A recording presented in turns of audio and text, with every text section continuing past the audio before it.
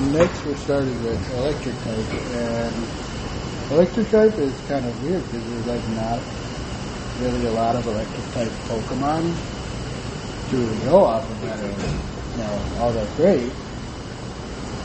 And for me, I'd have to say, and this is going to sound totally nostalgia road, easy pick, and each kid would pick his Pokemon, but Pikachu.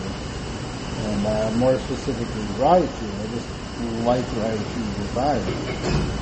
So it's very simple, very easy colored, easy, design.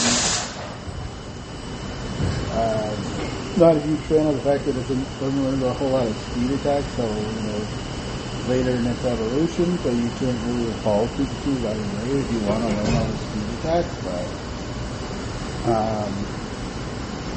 other than that, that's just off of design and nostalgia and the fact that when I was first playing Red, Blue, and Yellow, granted they gave you Pikachu in Yellow to start off with, so you didn't have to look for the Pikachu, but obviously you can never evolve it. So when I was playing Red and Blue, I always tried to catch a Pikachu and have it on my team for as long as I could, just because I like the electric type. And honestly, I do like the electric type, and it kind of makes me receptive where there's not more of them. Granted, I didn't look at every Pokemon on the electric typing list, because I realized there's quite a few types that are not on there from the later gens, like 4, 5, and 6 and all that. But one of my favorite ones, and ones that stuck on the team as a Raichu, was Luxray. And I like Luxray's design. I like the Shinx line altogether. Shinx is just incredibly adorable, and you caught him on earlier up along that you were able to start from essentially the beginning and just kind of grow an attachment to him. So it's just kind of the design and how much time you give it at the beginning of the game. It kind of makes it hard to separate from them, and you can never go wrong with your decent electric type on your team. So they playthroughs for Gen 4 especially were ones where, I kept them on because you got him early enough, and he had, decent electric attack, so for me it was always a no-brainer. And here's the thing that pains me to this day is, to this day, I still have not beaten a Gen 4 game, because I have fought in 3 different versions. I think it was 2 platinums and a pearl. Gen 4, and every single time I would get to about the 3rd or 4th gym, and the game would stop working. I don't know why. I wasn't terribly rough on the game. I don't know if I just stored it in like a really, moist area, or what it may be, but for whatever reason, I get to about 3rd or 4th gym on each game, and it would stop working. And a old roommate of mine left his version of Platinum in my apartment before he moved away to Kansas. And I had been trying to play that, but the problem is that any sort of like large bump or nudge or anything like that to my 3DS, and it would stop recognizing the card. And there were a few times where I'd gotten pretty far into the game before my last save, and I would, put my 3DS down on a countertop and it would fall off, or I would have it in my pocket and my leg would bump up against something really hard, or, something would happen to where I would nudge the system and it would, stop the game. And I had taken it upon myself to start saving the game more often. Basically, every time I was about to close the game, I would save it before I did so as not to lose any of the progress I had, but it just kind of got annoying after a while, and I had stopped playing it for quite some time just because of that. Because, when I could get the game to recognize in the system, it would just take the littlest of bumps to screw everything up, and I just got annoyed by it, and the game was just, right now, too expensive to repurchase, and it's just kind of becoming a expensive enterprise, as it were, to continue to purchase these games just to be able to finish them, And I have a game card that's got like 200 and some odd games on it that we bought online from some guy, and Diamond, Pearl, and Platinum are on there, but my thing is I'm not huge on playing really any game unless I can have something short for it, which is kind of why I like playing on Xbox more than anything, because I feel more accomplished in playing the game when I get the gamer points for the achievements. And that's not the only game I'll ever play, but I'm more inclined to play them if I have something to play for. And the achievements just kind of, for me, mean more than getting a cup on PlayStation or anything like that. And that's why you honestly don't see a whole lot of Switch games on my channel, is because just for me it just kind of feels like I'm wasting my time if I can't get achievements on it. And honestly, I've got Breath of the Wild that I've been needing to play for a while. I just got to pry it away from my wife now, because my wife has become really truly obsessed with that game. For a while there, that was literally all she was playing. We would get home from work and she'd sit down and grab the Switch and just start diving in into it. For the most part, she quit playing it when she heard it because we were starting to experience some lag in our left controllers, which, seems to be a problem for a whole lot of people, but we didn't want to send our controllers in because we'd have to send the whole system in and run all the games in, and that just seemed like something we were uncomfortable doing. So we were honest, you guys, when we played stimulus checks and purchase another set of Joy-Cons, because we're essential workers, so we don't require really a stimulus check to keep up with our bills. There are a couple of bills that we have to catch up on for personal reasons. I won't get into them because it's not something I feel I should be talking to people I don't really know. But for personal reasons, we got a little behind on bills, and we for the most part keep up with our bills, the month-to-month ones, but it's just one of those things where it's just,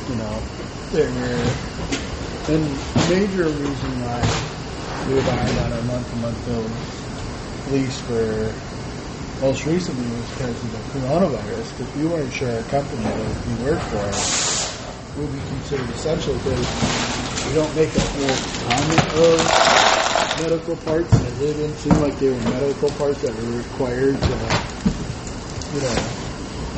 help people live, surgery-wise or anything like that. So we weren't really sure if we were going to fit in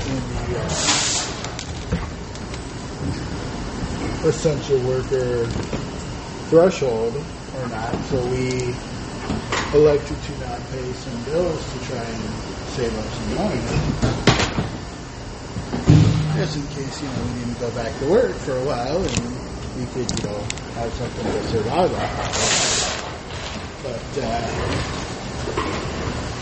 anyway, I played a lot of Switch. I do play on my Switch. It's just mostly Mario Kart, Pokemon Sword, just, stuff that kind of changes up a little bit of what I play. Getting that walking the Lego. The Lego game, something like a baseball, GTA, I'm trying to change it up a little bit. but just to me, it's really hard to kind of go into the game that doesn't have some sort of reward system, things like that. So it's just one of those, that's the reason why. But anyway, yeah, I'd have to say my favorite type of sources is soybean. We're talking electric type now. That's right. I was thinking electric type we have to probably be, I think. Well, it's definitely not electric. It's Pokemon service. As you guys have not, if not already seen, will see in the future. Those things punch you down like a dog. And it did so with me to the point where I almost didn't want to go in the wild area for a while just because of how often they chase you. And anytime I saw an electric was available in the area, I just did whatever I wanted to do because, them hunting you down. But, yeah, no, I'd have to say, I don't know, I'd have to say it would be Luxray, because outside of Pikachu, Luxray is really the only non-legendary electric type that has spent any reasonable amount of time on my team. Just like the design, quite powerful, had decent attack, held up at the end of the bargain for water types and all of that nature. So, yeah, I don't know. I guess Luxray would be my decision for electric type. The next Pokemon I want to talk about is one that I kind of struggle with coming into the favor for just because, honestly, not a huge fan of Fairy type. Never really have been. Just never been a Pokemon on there that really I like using. Except for Grimmsnarl, I love Grimmsnarl. I'm not sure really exactly what it is about Grimmsnarl, and quite honestly, that guy saved me on a lot of battles that, I shouldn't have won or shouldn't have won as easily. But I'd have to say, honestly, it's either, I can't really take Grimmsnarl for Fairy type because I already had him for Dark type. So, honestly, it's more probably Hatterene or Togekiss. And Togekiss is kind of one that I recently gained a love for because my wife kind of traded it to me as a throwaway on Pokemon Go. Not really a throwaway, just kind of, I needed Togekiss's page, and her and I helped each other out a lot with Pokemon that one of the other kids before the other, and just kind of traded to each other to fill the pages, because again, we're more so collectors than battlers. We pay more attention to like the CP values and such on Pokemon Go than we do EVs and IVs and mainline games, but yeah, I got the Togekiss as kind of a throwaway Pokemon from my wife, quote unquote throwaway Pokemon. It was more so she just didn't care that she was trading it away, and I had a Pokemon she did want, so. Which, for life, I do not remember what the Pokemon was. So, honestly, I feel like what I do remember is I got the better end of the trade on that one. Because I used the Togepi candies that I had and powered it up, and now it's like my fourth strongest Pokemon overall, and can somewhat hand out beating. I've been pretty successful in a lot of raids and battles with it that, I had pleasing results for the purposes of Pokemon Go, I'd have to say, Togekiss is a front runner, and then there's, Hatterene, which is another one where it's like, I like it more so for psychic typing than I did for fairy typing. Because I did have, I think I had like one or two fairy moves. And actually, I have to go back and rewatch. I'm going to be rewatching the footage because I haven't finished I've only finished like 3 other episodes of the ones I posted, and I decided to save the rest so that I could do voiceovers for them, so I could have something to talk about, something to put on the video other than dead air for you guys. But yeah, you'll see in my later footage that I kept on a few fairy typings for pattern as far as attack types, but for the most part I kind of stuck to psychic typings. I guess my favorite fairy typing would have to be Togekiss, because of just how clutch she's come in and quite a few of my raids and battles and such. And honestly, I think as soon as you're able to transfer over Pokemon from Go to Home, I might transfer in Togekiss and use her in other situations, but it's just one of the things that was kind of, for me, fairy type was one of the harder types to pick from, because there's, again, not a lot of fairy types that I like or use or find even remotely useful. Like Crusty, I don't think FQ is a good Pokemon. I hate that I have to battle it in Route 4 and Sun and Moon.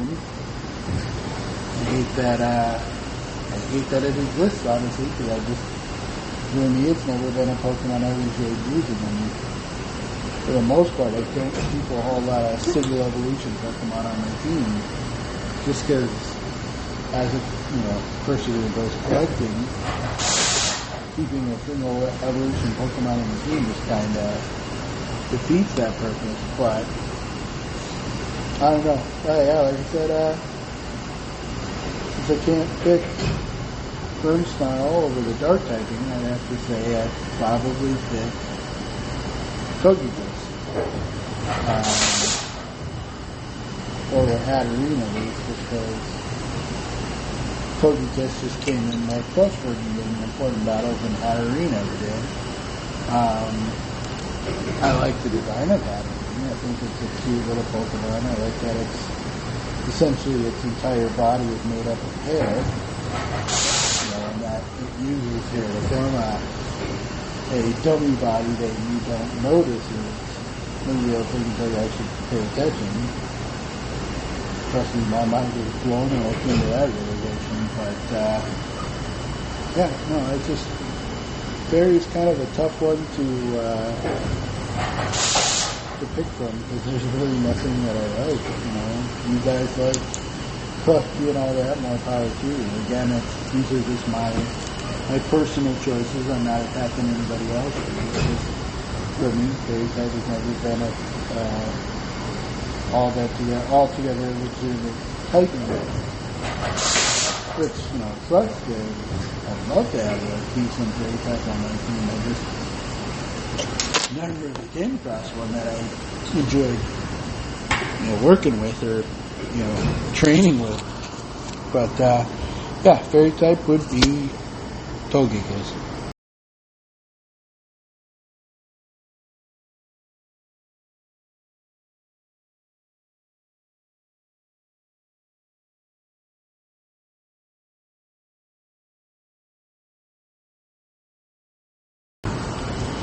The next Pokemon typing on the list is Fighting type, and honestly, this one is not all that hard for me. It's kind of hard to go against Machamp, and I know that's kind of a nostalgia factor because of him being in Gen 1 and all, but I never honestly enjoyed training a Fighting type as much as Machamp. Quite frankly, without Machamp, the battle of day with Pokemon, the written battle would not be nearly as much fun to deal with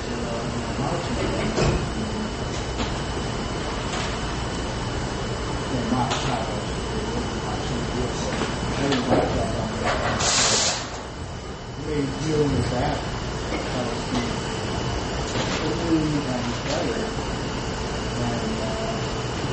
really better than it is again.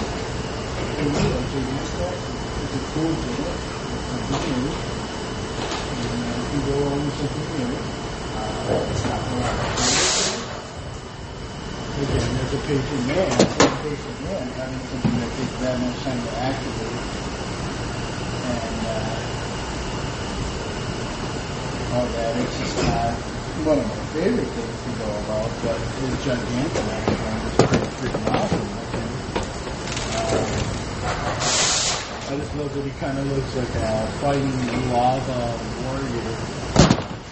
And, that's cool and all, but honestly, I've never used the Gigantamax ones. I don't know how viable it is in battle, at least the one that, I've dealt with. They were kind of pain in the butt, so it's just for me, like all the other Pokemon out there that, aren't legendary or anything like that. I would love to figure out how Urshifu is going to be in battle and all that, but you can't pick him because you haven't used him yet, and for two, I'm trying to do this for legendary, so having a legendary be one of my favorite fighting types would be rather cliche and cheap, so I don't know, for me, like, the fighting type would have to be Machamp, just because I'm not a huge fan of the other fighting types out there. So soft, Hitmonchan, like, I know a lot of people like the Hitmonchan and Hitmonlee, and I know quite a few people that have no interest in Hitmontop whatsoever. Like, I know a lot of people like the Hitmon, but I honestly, like, I just have such a disinterest in single evolution Pokemon, and adding in the aspect of being able to evolve from Tyro. Well, an interesting aspect considering what you need to make it evolve. It's just one of those things where it's just like, as somebody who doesn't pay attention to a whole lot of stats or whatever, I don't want to, level up this freaking Pokemon just to figure out that one of the stats shifted, and I don't know enough about how the stats work to know if that is a possibility. So it's just kind of things that I don't want to put in a lot of effort trying to raise up this Tyrone, thinking it could evolve into the one I want, which personally out of the Hitmons, I prefer Hitmonchan just because I like attack rather than defense. But it was a gimmick that never really struck me into the Hitmon line. But yeah, just the fact that Machop was so clutch and freaking taking down Whitney in the dumb little Miltank, it just kind of seals it for me as much as far as favoritism and typing and all that. So yeah, for me it's Machamp, and it more so has to do with just the written battle and things. Gigantamax one. Other than that, it would probably would have been, I don't know, probably Mian Chao. Because, I just like the kung fu aspect of, literally anything, really. So, having Pokemon literally be the embodiment of kung fu lifestyle is just kind of cool. But for me, it's just, he hasn't come in as clutch as Machop did. He doesn't really take the spot like Machop does. So yeah, that would be my fighting type favorite of Machamp.